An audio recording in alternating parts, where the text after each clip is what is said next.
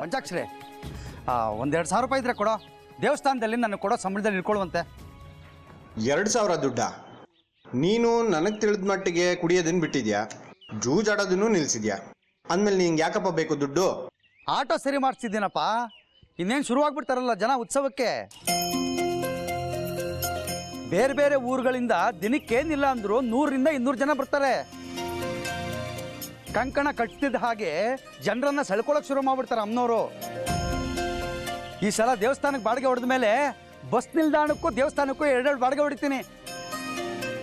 ತಲೆಗೆ 5 ಅನ್ಕೋ, 10ಕ್ಕೆ 50, 4 ಸುತ್ತ ಹೊಡೆದ್ರೆ 200 ರೂಪಾಯಿ. 200 × 10 ದಿವಸ 2,000 ಕೊಟ್ಟಾಗ್ಬಿಡ್ತೀನಿ ನಾನು ನಿನ್ನ ಕಾಸನ್ನ. ಅಲ್ಲ ಕಣಜಗಿ, ಏನು ಇದ್ದಕ್ಕಿದ್ದಂಗೆ ಇಷ್ಟೊಂದು ದುಡ್ಡಿನ ವ್ಯಾಮೋಹ ನಿಂಗೆ? ಮಗು ಆಗ್ತಿದೆಯಲ್ಲಪ್ಪ, ಸುಮ್ಮನೆ ಖರ್ಚು. ಹಾಲು, ಹೋಮ್ ವಾಟ್ರು, ತೊಟ್ಲು, ತಳ್ಳೋ ಗಾಡಿ, ಗಿಲ್ಕಿ, ಮುಂಜಿ. ಜ್ವರ ಬಂದೆ ವೈದ್ಯರು, ನಾಮಕರಣ, ಚೌಲ, ಮುಂಜಿ, ಶಾಲೆ, 1-2. 3 ನಿಮಿಷ ಸುಖ, 30 ವರ್ಷ ಖರ್ಚು. ಆದರೆ ಖುಷಿ ಇದೆ ಕಣೋ, ಅಪ್ಪ ಆಗ್ತಿದ್ದೀನಿ ಅಂತ. ನಾಳೆ ದಿವಸ ಮಗು ಹೇಳುತ್ತೆ ಅಲ್ವಾ, ನಿಮ್ಮ ಅಪ್ಪನ ಹೆಸರೇನು ಅಂದರೆ ಜಗ್ಗಿ ಅಂತ. ಅಬ್ಬಬ್ಬಬ್ಬಬ್ಬಬ್ಬ, ಎಷ್ಟೊಂದು ವಿಚಾರ ತಿಳ್ಕೊಂಡಿದ್ಯೋ ಜಗ್ಗಿ. ಮೊದಲು ಓ ಅಂದರೆ ಟೋ ಅನ್ನಕ್ಕೆ ಬರ್ತಿರ್ಲಿಲ್ವಲ್ಲೋ ನಿಂಗೆ? ನೀನು ಆದಷ್ಟು ಬೇಗ ತಂದೆ ಆಗೋ, ನಿಂಗೂ ಎಲ್ಲ ಗೊತ್ತಾಗುತ್ತೆ. ಆದರೆ ಮಗು ಮಾತ್ರ ನಿನ್ನ ಹೆಂಡತಿಗೆ ಆಗ್ಬೇಕು.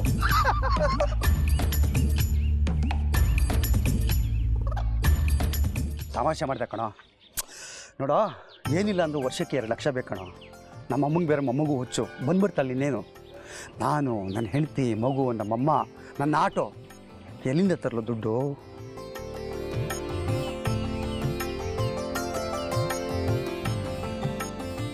ತಗೋ, 2,000 ಇದೆ, ಆಮೇಲೆ ಬೇಗ ತೀರಿಸ್ಬಿಡ್ಬೇಕಪ್ಪ. ತುಂಬ ಉಪಕಾರ ಆಯಿತು ಪಂಚಾಕ್ಷರಿ, ಆದಷ್ಟು ಬೇಗ ತೀರಿಸ್ಬಿಡ್ತೀನಿ. ಬರಲಾ? ಆಯ್ತಾಯ್ತು. ಇನ್ನು ಉತ್ಸವ ಮುಗಿಯೋವರೆಗೂ ಚಕ್ರಾಪುರಿ ಧೂಳೆದ್ದೋಗುತ್ತೆ. ಊರೂರಿಂದ ಜನ ಬರ್ತಾರೆ. ಅಮ್ಮನವ್ರ ಉತ್ಸವ ಅಂತೂ ನೋಡೋದಕ್ಕೆ 2 ಕಣ್ಣು ಸಾಲದು. ಇನ್ನು ಶ್ರೀಚಕ್ರ ಉದ್ಭವ,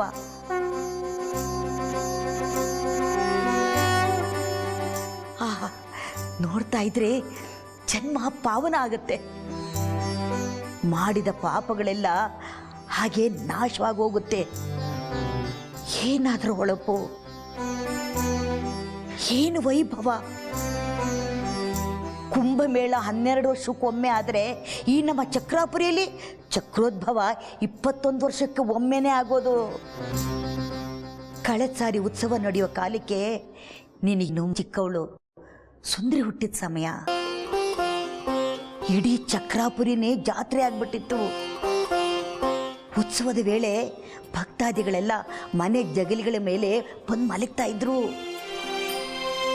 ಎಲ್ಲಿ ನೋಡಿದ್ರು ಜನ, ಬರೀ ತಲೆಗಳೇ ಕಾಣುತ್ತೆ. ಭಕ್ತರಿಗೆ ಊಟ, ಉಪಚಾರ, ಪ್ರಸಾದವಂತೂ ದೇವಸ್ಥಾನದಲ್ಲಿ ಸದಾಕಾಲ ನಡೀತಿರುತ್ತೆ. ಅಪ್ಪ,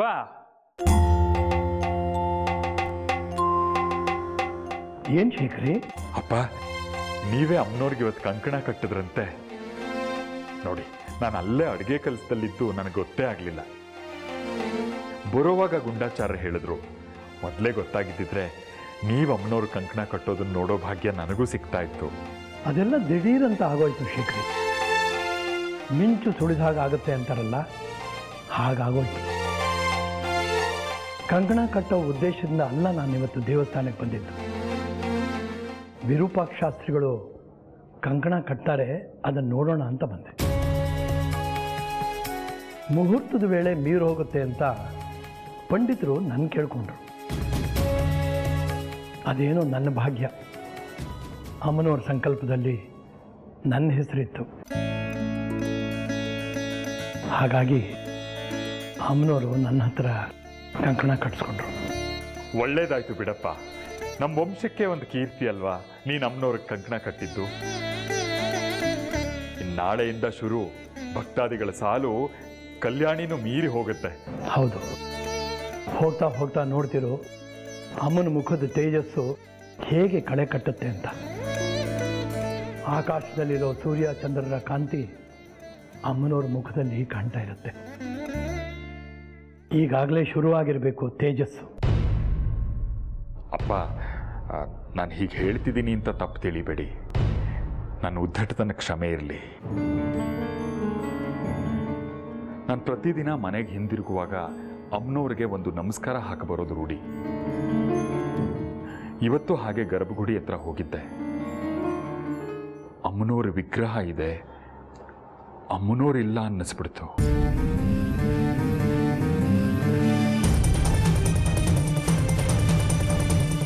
ಮೊದಲನೇ ಸಾರ್ತಿ ಅಮ್ಮನವರು ಬರೀ ಶಿಲೆ ಅನಿಸಿದ್ದು.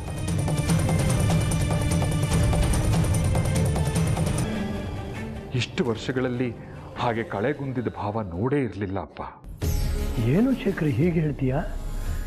ಅಷ್ಟೊಂದು ಪೂಜೆ ಆಗಿದೆ, ಇವತ್ತು ಕಂಕಣ ಧಾರಣೆ ಆಗಿದೆ, ಹೋಮ ಹವನಗಳಾಗಿರುತ್ತೆ. ಪ್ರತಿನಿತ್ಯಕ್ಕಿಂತ ಇವತ್ತು ಜಾಸ್ತಿ ಆಗಿರಬೇಕು ಕಳೆ. ಅಂಥದ್ರಲ್ಲಿ ಅಮ್ಮನವ್ರ ಮುಖ ಕಳೆಗೊಂದಿತ್ತು ಅಂತ ಹೇಳ್ತಾ ಇದೆಯಲ್ಲ. ನನಗೆ ಅಡುಗೆ ಮನೆಯಲ್ಲಿ ಒಲೆ ಮುಂದೆ ಬೆಂದು ಬೆಂದು ಕಣ್ಣು ಮಸ್ಕಾಗಿರಬಹುದೋ ಏನೋ. ಎಲ್ಲ ಮಂಜು ಮಂಜಾಗಿ ಕಂಡಿರಬೇಕು. ಬಿಡಪ್ಪ.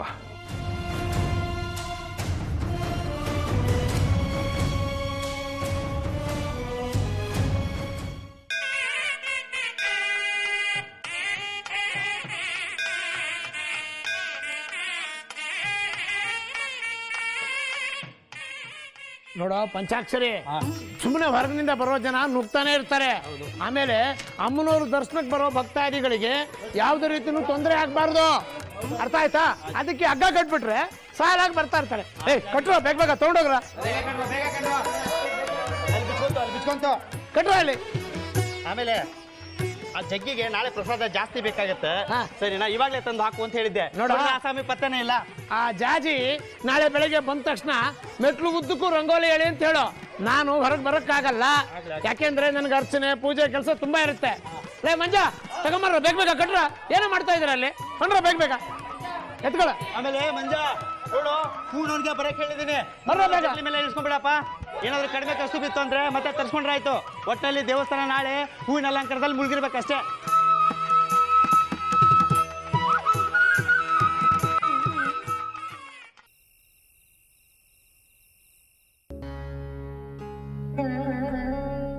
ಇಂಥ ಹೊತ್ತಲ್ಲಿ ನಮ್ಮ ಮಗಳು ಸುಂದ್ರಿ ನೆನಪಾಗುತ್ತಮ್ಮ.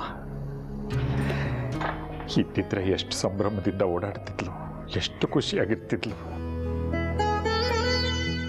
ಕಳೆದ ಉತ್ಸವದ ಕಾಲದಲ್ಲಿ ಹುಟ್ಟಿದ್ದು, ಇದ್ದಿದ್ರೆ ಈಗ 21 ತುಂಬಿರ್ತಿತ್ತು. ಯಾಕೆ ಅವಳು ನೆನ್ಸ್ಕೊಂಡು ಕಣ್ಣೀರಾಗ್ತೀಯ? ಅಮ್ಮನವ್ರ ಉತ್ಸವದ ಕಾಲ ಇದು, ಊರೆಲ್ಲ ಸಂಭ್ರಮದಲ್ಲಿದೆ. ನಮಗೇನಿದೆಯೋ ಅಷ್ಟರಲ್ಲೇ ತೃಪ್ತಿ ಪಡ್ಕೋಬೇಕು.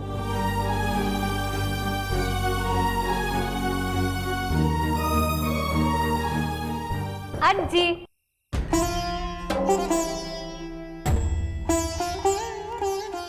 ಯಾಕೆ, ಏನಾಯ್ತು? ಏನಿಲ್ಲ ಪುಟ್ಟ.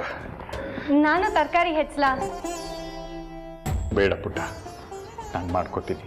ನೋಡು, ಅಮ್ಮನವರು ಆ ಮಗಳನ್ನ ಮರ್ಸೋದಕ್ಕೆ ಅಂತ ಈ ಮಗಳನ್ನ ಕೊಟ್ಟಿದ್ದಾಳೆ. ಹೌದಮ್ಮ, ನೀನು ಬಂದು ನಮ್ಮನ್ನು ಉಳಿಸ್ಬಿಟ್ಟೆ ಪುಟ್ಟ.